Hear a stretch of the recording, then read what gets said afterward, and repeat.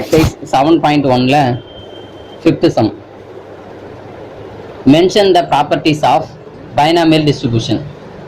சரிங்களா, அதாவது binomial distribution அதோட property. Mention the property of binomial distribution. இதுவும் புக்ல இருக்கிறது தான். ஃபர்ஸ்ட் பாயிண்ட் பாருங்க. Binomial distribution is symmetrical. P equal to Q equal to 0.5. It is skew symmetric if P it is positively skewed P less than 0.5 and it's negatively skewed if P greater than 0.5. அதாவது இது ஏற்கனவே நம்ம இருக்கிற property தான். புக்கில் என்ன சொல்ல வராங்கன்னா, PQ ரெண்டுமே 0.5 இல்லைனா 1/2 சொல்லலாம். ரெண்டும் வந்து 1/2 இல்லை 0.5 இருந்தால் அது வந்து பார்த்தீங்கன்னா பைனாமல் டிஸ்ட்ரிபியூஷன் வந்து சிமெட்ரிக்கலாக இருக்குது அப்படின்னு அர்த்தமா. சரிங்களா, பைனாமல் டிஸ்ட்ரிபியூஷன் வந்து சிமெட்ரிக்கலாக இருக்குது அப்படின்னு அர்த்தம். சரி, அப்போது PQ வந்து 0.5 இல்லாமல் வேறு வேல்யூ இருந்துச்சுன்னா it is skew symmetric if P not equal to 0.5. ஆக்சுவலாக P வந்து நாட் ஈக்குவல் டு 0.5. ஒருவேளை 0.5 இல்லை அப்படின்னா அதை வந்து நம்ம என்ன சொல்லணுமா, ஸ்கியூ சிமெட்ரிக்னு சொல்லுவோம். அந்த PQ உடைய வேல்யூ 0.5 இல்லாமல் வேறு வேல்யூ வந்துச்சுன்னா அது வந்து நம்ம என்ன சொல்லுவோம், நம்ம ஸ்கியூ சிமெட்ரிக் அப்படின்னு சொல்லுவோம். அந்த ஸ்கியூ சிமெட்ரிக்ல வந்து ரெண்டு இருக்கு. It is positively skewed, negatively skewed அப்படின்னு சொல்லிட்டு. பாசிட்டிவ்லி ஸ்கியூட்னா எப்போ சொல்லணும்னா P-யோட வேல்யூ வந்து 0.5 விட லெஸ்ஸா இருந்துச்சுன்னா, P less than 0.5. And it negatively skewed அப்படின்னா இஃப் P greater than 0.5. ஓகேங்களா, P-யோட வேல்யூ வந்து 0.5 விட அதிகமாக இருந்தால் அதை என்ன சொல்லணும், நம்ம நெகட்டிவ்லி ஸ்கியூடு அப்படின்னு சொல்லிட்டு சொல்லுவோம். அடுத்து second point, for binomial distribution variance is less than mean. சரிங்களா, அதாவது பைனாமல் டிஸ்ட்ரிபியூஷன்ல வேரியன்ஸ் வந்து என்னது, லெஸ் தென் மீன். ஓகேங்களா, அதாவது NPQ less than NP. சரிங்களா, NPQ less than NP. Variance வந்து NPQ இருக்கு இல்லையா, அது less than NP அப்படின்னு சொல்லணும். சரிங்களா, அவ்வளோதான். ஸோ ஃபிஃப்த் சம் முடிஞ்சிச்சு. அடுத்து சிக்ஸ்த் சம்.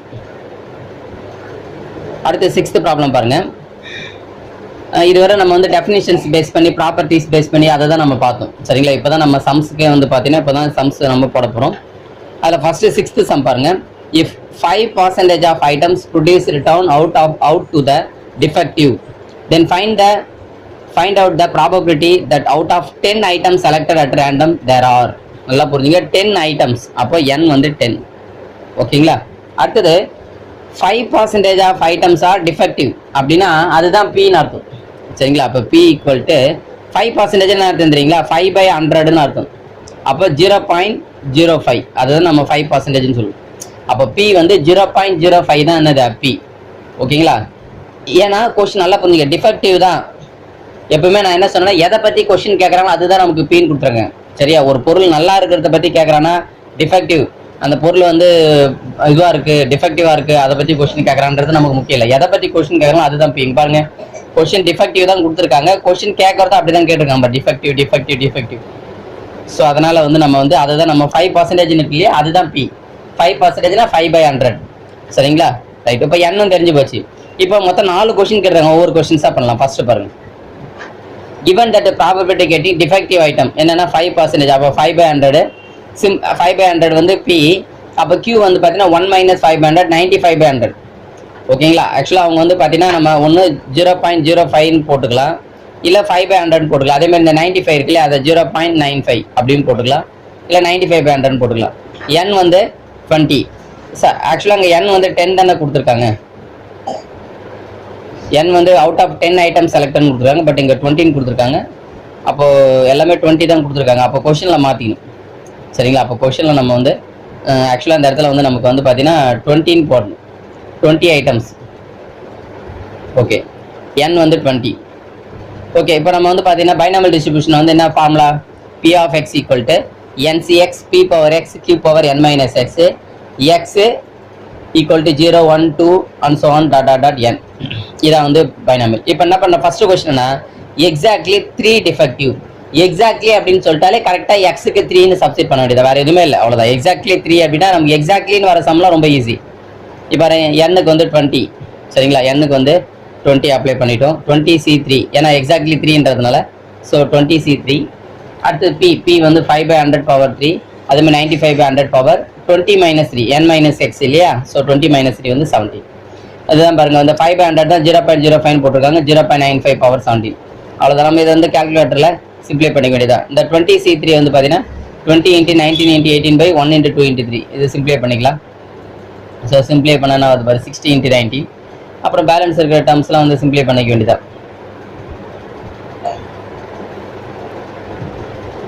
ஸோ எல்லாமே சிம்ப்ளை பண்ணிக்கலாம், எல்லாமே மல்டிப்ளை பண்ணிக்கிறாங்க. நீங்கள் அப்படியே கால்குலேட்டர்லேயே சிம்ப்ளை பண்ணிக்கலாம். அது நீங்கள் கால்குலேட்டர்லேயே நீங்கள் போட்டுக்கலாம்.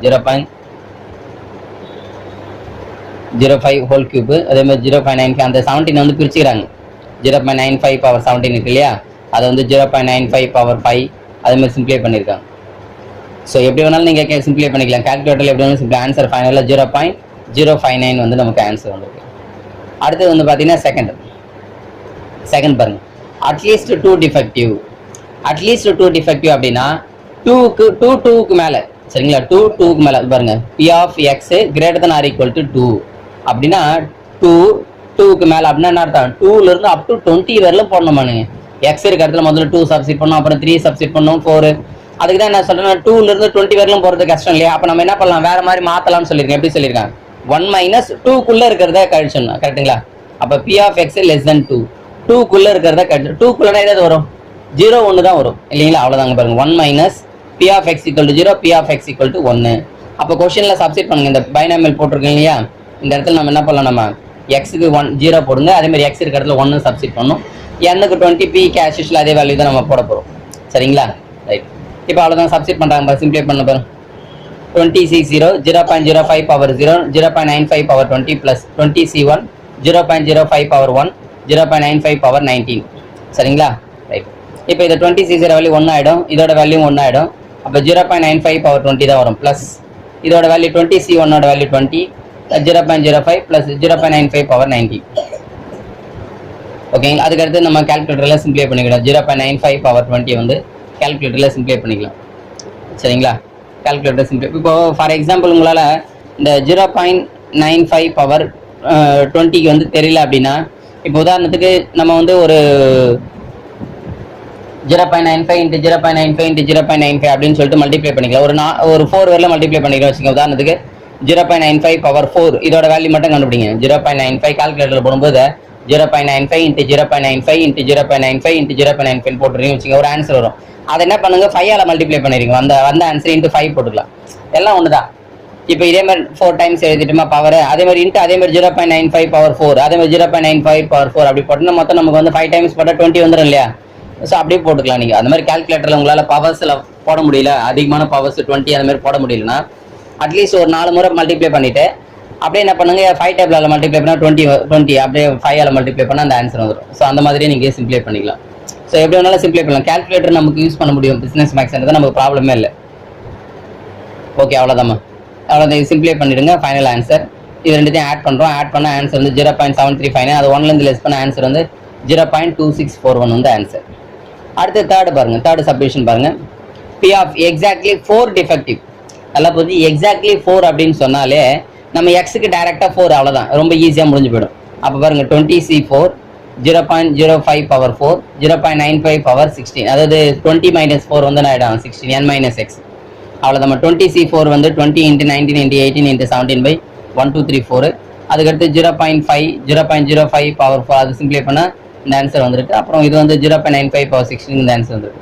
அவ்வளோதான். எல்லாத்தையும் சிம்ப்ளை பண்ணி மல்டிப்ளை பண்ணிங்கன்னா உங்களுக்கு ஃபைனல் ஆன்சர் வந்து 0.0133 அப்படின்னு சொல்லிட்டு நமக்கு ஆன்சர் வந்துருக்கு, சரிங்களா. அடுத்தது லாஸ்ட், மொத்தம் 4 சப்டிவிஷன்ஸ் இல்லையா. ஸோ அதில் வந்து இப்போ 4th பாருங்க, லாஸ்ட் 4th என்ன அப்படின்னு பார்த்தீங்கன்னா, find the mean and variance. இப்போ பைனாமியல் டிஸ்ட்ரிபியூஷனில் மீன் வேரியன்ஸ் கண்டுபிடிங்கன்னா நமக்கு என்ன வேணும், NPQ இல்லையா. மீன் வந்து என்ன ஃபார்முலா NP. அப்போ n வந்து 20 × p வந்து 500. இந்த 20க்கு கேன்சல் பண்ணிக்கலாம், கேன்சல் பண்ணால் 5 வரும். இந்த 5க்கு 5 அடிச்சுன்னா 1. அப்போ மீன் வந்து 1. அடுத்தது வேரியன்ஸ் வந்து NPQ, சரிங்களா. ஆக்சுவலாக NP வந்து 1ன்னு கண்டுபிடிச்சிட்டோம் இல்லையா. n வந்து 1, சரி, NP வந்து 1 × Q வந்து 95/100. அப்போ ஆன்சர் என்ன வரும், 95/100 தான் வரும், சரிங்களா. அதை இப்போ எப்படி மல்டிப்ளை பண்ணுங்களேன். 20 × 5 வந்து 100, இது 100 கேன்சல் ஆச்சுன்னா 95/100, அது 0.95. இதான் வந்து வேரியன்ஸ். ஓகேங்களா, அவ்வளோதான். இப்போ வந்து நமக்கு 6th சம் முடிச்சிட்டோம். அடுத்து நம்ம பார்க்க போகிறது 7th sum. In a particular university 40% of students are having newspaper reading habit. 9 university students are selected to find their views on the reading habit. Find the probability that. அதாவது question பாருங்க, a particular universityல 40% of students having newspaper reading habit இருக்கு. 40% ஸ்டூடெண்ட்ஸ்க்கு news paper படிக்கிற பழக்கம் இருக்குன்றாங்க. சரிங்களா, இதுதான் B ஆக்சுவலா, இதுதான் பி. மொத்தம் எத்தனை ஸ்டூடெண்ட்ஸ் அப்படின்னா 9 யூனிவர்சிட்டி ஸ்டூடெண்ட்ஸ். அப்போ 9 யூனிவர்சிட்டி ஸ்டூடெண்ட் அதுதான் என். அப்போ என் வந்து என்னது நமக்கு, என் வந்து 9, பி வந்து 40%. 40%னா 40/100. அப்போ 0.40 சொல்லலாம், 0.40 அப்படின்னு கூட சொல்லிக்கலாம். சரிங்களா, அப்போ பி தெரிஞ்சு போச்சுன்னா கியூ கண்டுபிடிச்சலாம். இப்போ 40%னா அப்போ 60% வந்து கியூ, அப்போ 0.60 அது வந்து கியூ. அவ்வளோதான், என்பி கியூ எல்லாமே முடிஞ்சு போச்சு. இப்போ கொஸ்டின்ஸ் ஒன்றா பார்க்கலாம். இப்போ மொத்தம் ஒரு 3 கொஸ்டின்ஸ் கேட்குறாங்க. ஒவ்வொரு கொஸ்டின்ஸை பார்க்கலாம். ஃபர்ஸ்ட் பாருங்க, பி 40%, 40/100 0.40 இல்லை 0.4. அப்போ கியூ வந்து 1 - 0.4 வந்து 0.6. அவ்வளோதான், என் வந்து 9. சரிங்களா, ரைட். இப்போ ஒவ்வொரு கொஸ்டினை பார்க்கலாம். ஃபர்ஸ்ட் கொஸ்டின் பாருங்க, P of none of those who have selected having reading habit. அதாவது ரீடிங் ஹேபிட்டே இல்லாதவங்க. சரிங்களா, யாருக்குமே ரீடிங் ஹேபிட் இல்லை அப்படின்னா எக்ஸ் ஈக்குவல் டு 0ன்னு அர்த்தம். சரிங்களா, எக்ஸாக்ட்லி ஒருத்தருக்கு மட்டும் ரீடிங் ஹேபிட் இருக்கிறதுக்கான ப்ராபபிலிட்டி அப்படின்னு கேட்குறேன்னு வச்சுக்கோங்க. ரீடிங் ஹேபிட்டே இல்லாததுக்கான ப்ராபபிலிட்டி தான் நம்ம கொஸ்டின் கேட்குறோம். அப்போ என்ன பண்ணலாம், P of X equal to 0. அப்போ என்ன பண்ணோம், நம்ம ஃபார்முலா எழுதிக்காம NC X P power X Q power n - X equal to, இதான் வந்து பார்த்தீங்கன்னா என்னது, பைனாமியல் டிஸ்ட்ரிபியூஷன். ஸோ எண்ணுக்கு என்ன பண்ணோம் நம்ம 9c0, எக்ஸ் பி வந்து 0.4 பவர் 0, அப்புறம் 0.6 power 9. 9c0 value 1, 0. Any number power 0 value 1, 0.6 power 9 மட்டும் சிம்ப்ளை பண்ணிக்கலாம். பண்ணால் ஆன்சர் என்ன வருது பாருங்க, 0.01008. இதான் வந்து பார்த்தீங்கன்னா ஃபர்ஸ்ட்டுக்கான ஆன்சர். அடுத்து செகண்ட் கொஸ்டின் பாருங்க, P of all those who have selected have the newspaper reading habit. எல்லாருக்குமே அதாவது all those who have selected the newspaper reading habit, எல்லாருக்குமே ரீடிங் ஹேபிட் இருக்கு அப்படின்னு சொல்றாங்க. அப்போ P of X equal to 9. மொத்தம் 9 பேர் இல்லையா, அப்போ P of X equal to 9. அப்போ என்ன பண்ணுறோம், P of X equal to 9c9, 0.4 power 9, 0.6 power 0. சரிங்களா, அப்போ இது சிம்பிளை பண்ணிக்க வேண்டியதான். 9c9ஓட வேல்யூ 1, அவ்வளோதான். 0.4 பவர் 9, 0.6 பவர் 0 வேல்யூ வந்து அது 1 ஆகிடும். அப்போ 0.4 பவர் 9 தான். சிம்பிளை பண்ணால் 0.000261 இஸ் ஆன்சர். அடுத்தது பாருங்கள், இந்த தேர்ட் கொஸ்டின் கொஞ்சம் கேர்ஃபுல்லாகண்ணா. 2/3 ஆஃப் கொஸ்டின் வந்து தான் கேட்குறாங்க பாருங்க, 2/3 3ல் 2 பங்கு. சரிங்களா, கொஸ்டின் பாருங்க, அட்லீஸ்ட் 2/3, அதான் முக்கியம், அட்லீஸ்ட். ஓகேங்களா, at least 2/3 of newspaper reading habit. Second question நான் கேட்டிருந்தேன்னா all those selected have the newspaper reading habit. சரி, இப்போ தேர்ட் பாருங்க, அட்லீஸ்ட் 2/3 ஆஃப் 2/3 அட்லீஸ்ட்னு கேட்டிருக்காங்க. 2/3ன்றது என்ன அப்படின்னா 3ல் 2 பங்கு, 3ல் 2 பங்கு அப்படின்னா எதில் அப்படின்னா மொத்தம் எத்தனை பேர், 9 பேரில். இதான் மீனிங். இப்போ இந்த 3க்கு 9 கிடச்சுன்னா 3, அப்போ 3 2 சார் 6. அப்போ அட்லீஸ்ட் 6ன்னு அர்த்தம். ஆக்சுவலாக அட்லீஸ்ட் 6ன்றதுக்கு பதில் அதான் அட்லீஸ்ட் 2/3ன்னு நம்மளை குழப்பறாங்க. சரிங்களா, அட்லீஸ்ட் 2/3 அப்படின்னா அந்த 9ல் 2/3 எவ்வளோன்னு பார்க்கணும் பாருங்க. 9ல் 2/3 எவ்வளோன்னு பார்க்கும்போது நமக்கு 6ன்னு வருது. அப்போ அட்லீஸ்ட் 6ன்னு அர்த்தம். அட்லீஸ்ட் 6ன்னு கேட்கறதுக்கு பதிலாக அவங்க இப்படி 2/3ன்னு கேட்டிருக்காங்க. ஸோ அப்போ அட்லீஸ்ட் 6ன்னா நம்ம மீனிங் 6க்கு மேலே. அப்போ 6 7 8 9. அப்போ என்ன பண்ணோம் நம்ம, P of X equal to 6, P of X equal to 9 பாருங்க. P of X greater than or equal to 6. அப்போ P of X equal to 6, P of X equal to 7, P of X equal to 8, P of X equal to 9. சரிங்களா, அவ்வளோதான். இப்போ substitute பண்ணுங்க பாருங்க, கொஞ்சம் பெருசாக போகும் சம்மு பாருங்க. ஃபர்ஸ்ட் வந்து NC 6, 0.4 பவர் 6, 0.6 பவர் 3, அதேமாதிரி NC 7. இதில் வந்து பார்த்தீங்கன்னா காமனாக இருக்கிறது எடுத்துடலாம் வெளியில். சரிங்களா, 0.4 பவர் 6 காமனாக இருக்குது எல்லாத்துலேயுமே. ஸோ 0.4 பவர் 6 எடுத்துகிட்டு பேலன்ஸ் வந்து 9c6ஓட வேல்யூ 9c3ன்னு எழுதலாம் அதை. ஸோ அதான் எழுதியிருக்காங்க, சிம்பிளை பண்ணலாம். 0.6 பவர் 3 அதோட வேல்யூ வந்து 0.216. அதுமாதிரி எல்லாமே சிம்பிளி. அதுமாதிரி 9c7 வந்து 9c2ன்னு எழுதலாம். அதுமாதிரி 9c8 9c1ன்னு எழுதலாம். ஏன்னா ஈஸியாக சிம்பிளை பண்ணிக்கலாம். சரிங்களா, இப்போது 9c1ன்னா வேல்யூ வந்து 9 ஆகிடும். 9c2 ஈஸியாக கண்டுபிடிச்சிடலாம். ஓகேங்களா, ஸோ இது எப்படி எழுதியிருக்காங்க கொடுத்துறாங்க. NCR equal to NC n minus அப்படின்ற ஃபார்முலா யூஸ் பண்ணி தான் நம்ம எழுதியிருக்கோம். அதில் நம்ம என்ன படிச்சிருக்கோம், நம்ம 11th வந்திருக்கு. அவ்வளோதான். இது சிம்பிளை பண்ணுங்கம்மா. நீங்கள் கேல்குலேட்டரில் சிம்பிளை பண்ணலாம். இப்போ 9c3ஓட வேல்யூ முதல்ல கண்டுபிடிச்சிங்க. 3 கேன்சல் பண்ணிக்கலாம். 4 12 84 வரும். ஸோ 84 இன்ட்டு 0.216 அதே மாதிரி எல்லாமே கேன்சல் பண்ணிக்கலாம். 436 ஆகிடும். அவ்வளோதான். எல்லாமே நம்ம கால்குலேட்டரில் சிம்ப்ளை பண்ணிங்கன்னா உங்களுக்கு ஆன்சர் வந்து ஃபைனலாக என்ன வந்திருக்கு பாருங்கள், 0.0994 இஸ் ஆன்சர். அடுத்து 8th problem. In a family of 3 children, நல்லா புரிஞ்சுக்க, ஒரு ஃபேமிலியில் 3 சில்ட்ரன் இருக்காங்க.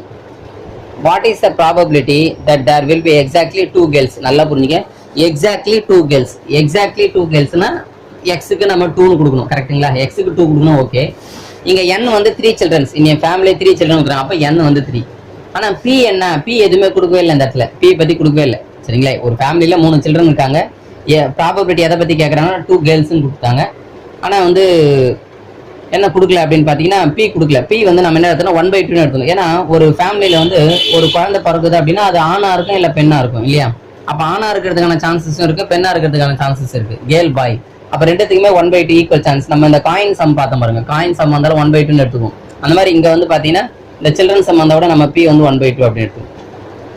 அப்போ p வந்து 1/2. 1 favourable event and 12 events is 2. அவ்வளோதாம்மா, அவ்வளோதான். இப்போ p 1/2னா q 1/2, n வந்து 3. இப்போ நம்ம கொஸ்டின் கேட்குறாங்க எக்ஸாக்ட்லி 2 கேர்ள்ஸு, அது ஈஸி. அவ்வளோதான், எக்ஸாக்ட்லி 2 கேர்ள்ஸு. என்ன formula? NCX p power x q power n minus x. So n வந்து 3c2, 1/2 power 2, 1/2 power 1. 3c2 value வந்து 3மா, 3c2 வேல்யூ வந்து 3, இல்லைன்னா 3c1 கூட இருக்கலாம், 3 ஆகிடும்.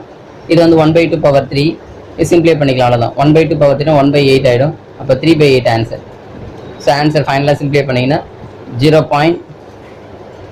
நமக்கு ஆன்சர் வந்து ஃபைனலாக 0.375 வந்து நமக்கு ஆன்சர் வந்து கிடச்சிருக்கு, சரிங்களா?